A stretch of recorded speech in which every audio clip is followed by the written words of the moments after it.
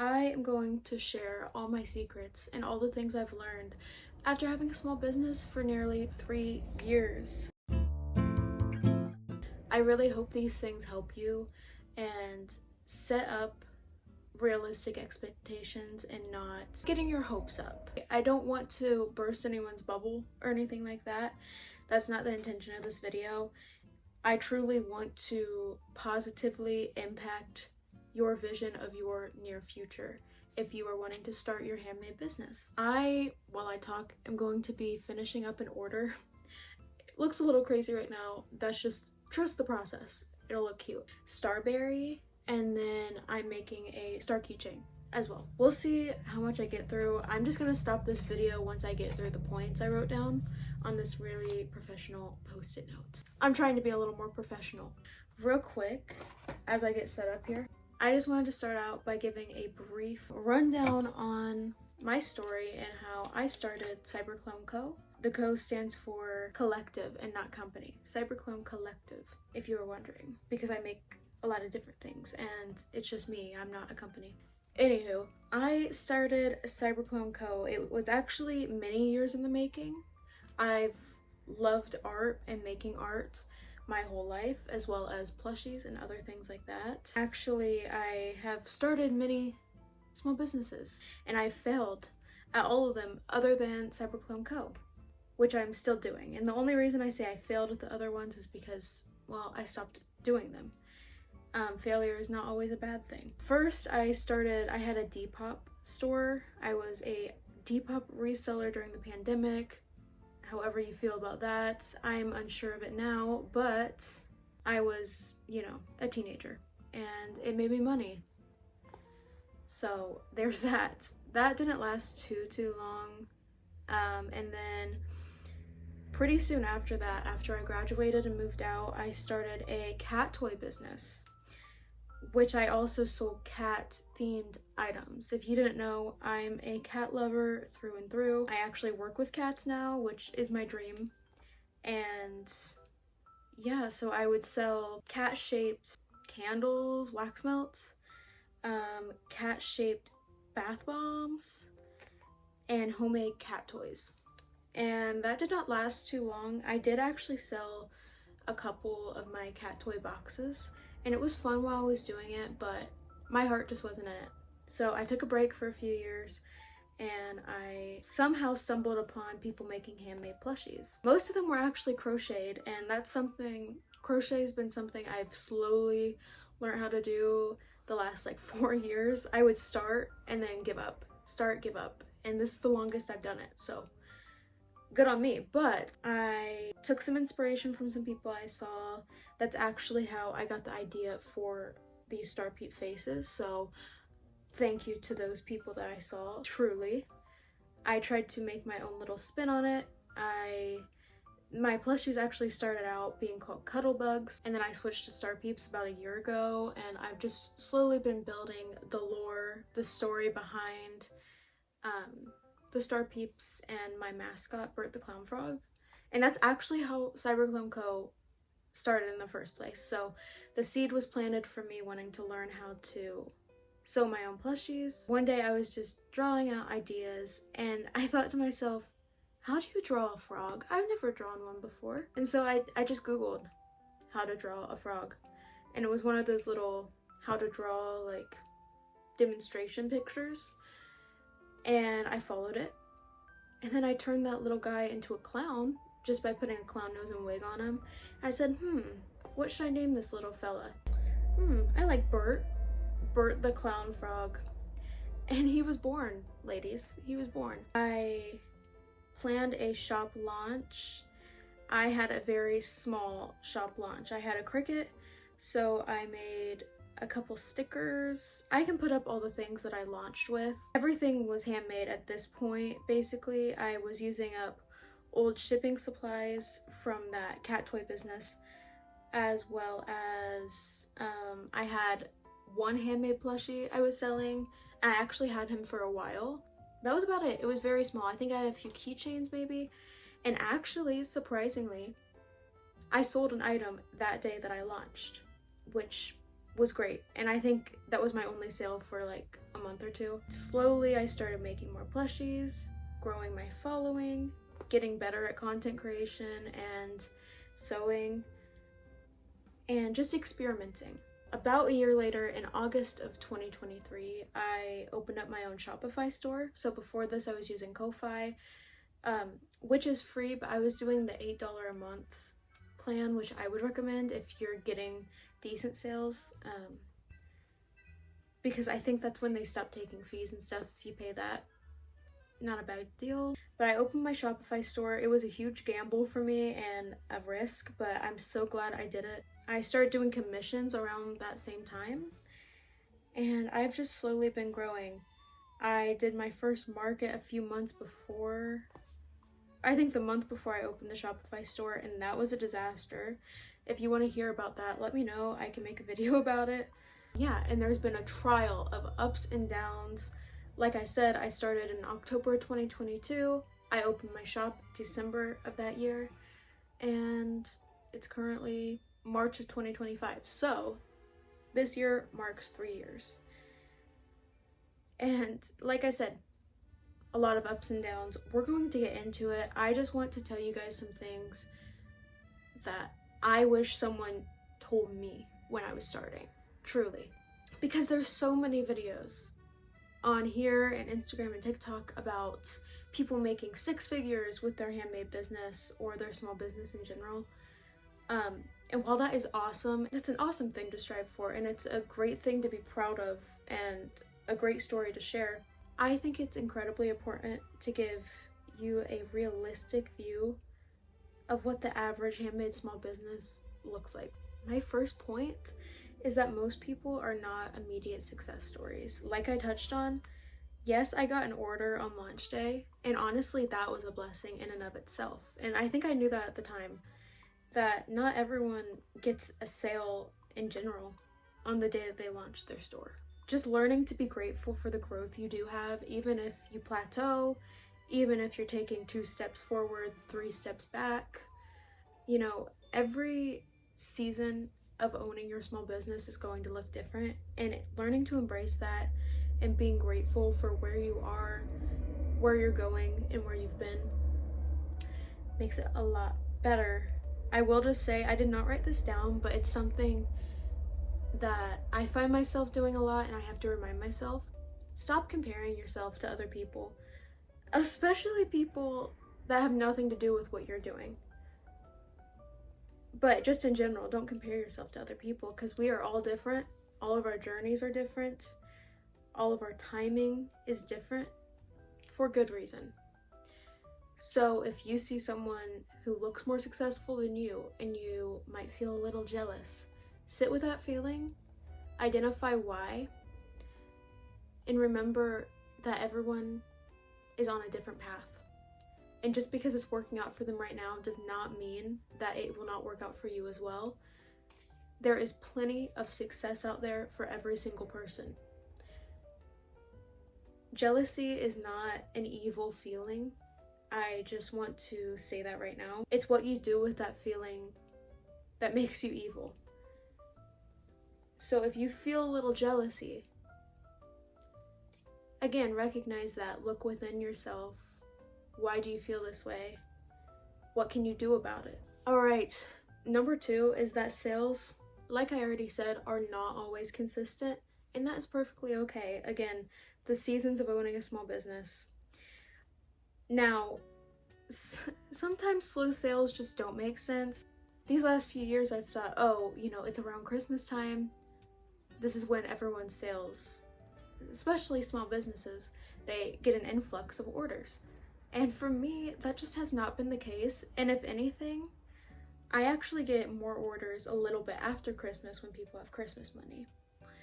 And it kind of just depends on your target audience, their age demographic, and the product you sell in general.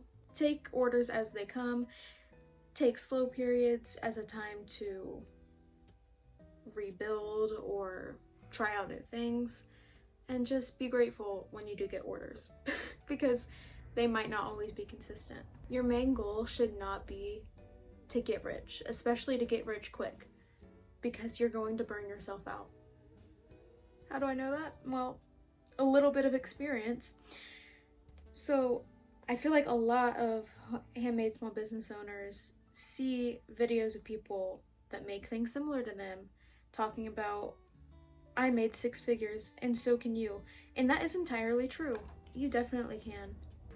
But if your goal, if what you're striving for is a dollar amount, is money and not the feeling of making art, the feeling you get when you see someone with your art, if your goal is something that's not pure, if it's truly just the value of a dollar, you're probably starting your small business for the wrong reason, and maybe you should not be starting a handmade business.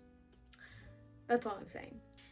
You're starting a business, you want to make some money, but if that is your biggest goal or your main goal, there are so many other businesses you can start that don't take as much energy. Having a handmade business, it's a lot of work. We have 2 more points. This one's big, and I can see myself making a video about this very soon. So if you'd like that, comment like a cupcake emoji or just tell me you'd like that down below. But sometimes keeping that normal job you have while doing your small business is the most sustainable choice to make. A huge goal I had when starting Cyberclone Co. was for it to be my main source of income. I wanted to quit my job. You know, you see people all the time, I quit my 9 to 5. I'm my own boss. Boss babe. And that is so awesome. And of course, I still strive for that. That would be awesome if I could just solely one day rely on my business and my personality to pay the bills. That has not been the outcome so far for me, and I'm okay with that. At first, I was so frustrated. I was working jobs I hated. Like, I do a lot of different things to make money. A lot of those other jobs did not work out because my heart was not in it. My passion is not to be a cashier. Point blank, period. My passion was to make art, but I have other things I enjoy doing. And sometimes that guaranteed paycheck at the end of the week can be enough stability to feel like, okay, yeah, I can make art. I can spend some time making art. And you're not so desperate to get a sale because you have some money coming in. I don't work full time anywhere.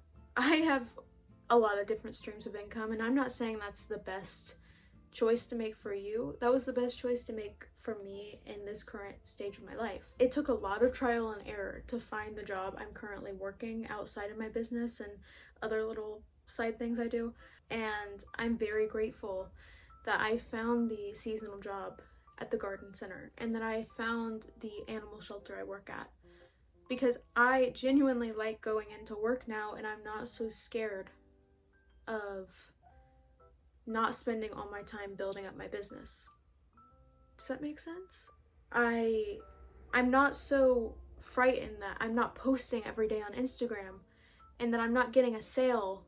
Sometimes I don't get a sale every week, and that's okay, because honestly, the money I make from my business just goes right back into said business. It's not really paying my bills anymore. It's not, feeding me. Literally, like, I'm not buying groceries with that money anymore, and that makes it so much more sustainable for me, again, in this current phase of my life, because I'm not so worried about, will people like this? Will people buy this product? I'm not making things out of desperation anymore, and that feels so good. I can just make something because I like to make it. I can price something a little higher for what I feel it's actually worth, and it can sit for a while and then find its right home eventually.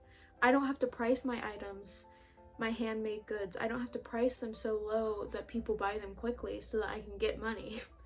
I can price things what I feel they're worth. They'll sit for a bit and they'll get bought eventually. And that just, again, feels good. As long as I make enough to keep my website up every month, then I've done my job. For me, it was very important to find a job that I could work part-time that I enjoyed doing, that did not drain my soul every time I went in, so that I had energy to pour into art. And if need be, I had a little extra money to put to my small business if I needed to. That was my tangent. I hope you got something from that. I have one more point. I saved it till the end because you just watched this whole video, and I just wanted to say I'm gonna stop working because I barely got anything done on that. That's okay. I'm sure this is not the first video you have watched about this topic or you will watch about this topic, and I just wanted to warn you, don't take everyone's advice as fact. Even my own. If something doesn't feel like it applies to you right now, be open to it applying to you in the future, or just don't listen to it. You know, if you genuinely don't want to work a job or you cannot work a job, like I was in that boat. I very much struggled mentally and very much physically working a normal job. I've since gotten a lot of that under control, and I'm very grateful, and it also helps. I have a job that I look forward to now. But again, any piece of advice, if it does not apply to you, that's okay. If the biggest thing, this small business journey, having a handmade business, it can get lonely sometimes. But it's up to you to choose if you want that to be a good or a bad thing. You're probably going to spend a lot of your time working alone, but try not to let that get in the way of personal relationships. Basically what I'm trying to say is listen to yourself, listen to your body, your intuition when you're making moves with your business. You know, if you want to, and I've talked about this in other videos, I'm usually pro Shopify or having your own website, and I usually advise against having your own Etsy store. If you're like, well, Etsy sounds like a better deal to me, I want Etsy. But she said not to use Etsy. Use Etsy. That's just an example, but if you want to do something that people are advising you not to do, but it sounds like it might be good for you, listen to your body, do your research, try it out. With this small business journey, it is a lot of trial and error, it's a lot of research, and it takes a lot of determination. So, listen to yourself first. Listen to that intuition. Be your own person. What makes your business unique is you. You know, there can be two people that sell candles that look and smell just about the same. It's about how they package them, how they market them, and their personalities, first and foremost. What makes a small business special is the community. It's you. You make a small business special. You make your small business stand out. Your personality, the way you are, the things you like, the things you talk about. People don't go to a big business like Walmart because of the founder. People don't shop on Amazon because they like Jeff Bezos. They do it out of convenience. But when you find a small business that you like, you're probably shopping with them a lot because you like them. You like their presentation, their packaging, how they are, who they are. Be yourself. Don't be afraid to show your personality. Most importantly, support yourself. Be your own biggest fan, because I'm telling you, for most of your life, you are going to need to be your own biggest fan. And that's not a sad thing. That's a good thing. Ask yourself why you want to start your handmade small business in the first place. I would love to hear your answers down below. If you've already started a handmade small business, I would love to support you, and I'm sure other people would as well. So comment your name, where we can shop, and what you make. I guess I'll go first. I am Kendall Hess. I run Cyberclone Co. You can shop on cybercloneco.com. I make plushies and such, with a lot more things coming soon that I'm excited about. This channel is honestly just for advice and tutorials on art stuff, talking videos, some vlogs, stuff like that. I post every Saturday. So if you like this video, let me know. If you have suggestions or questions that you'd like me to answer, comment them down below as well. I can make a video on it. That's about it. Good luck on your small business journey. If you decide to start, you really should. There's never too many small businesses out there. And I will see you guys in the next one. Goodbye.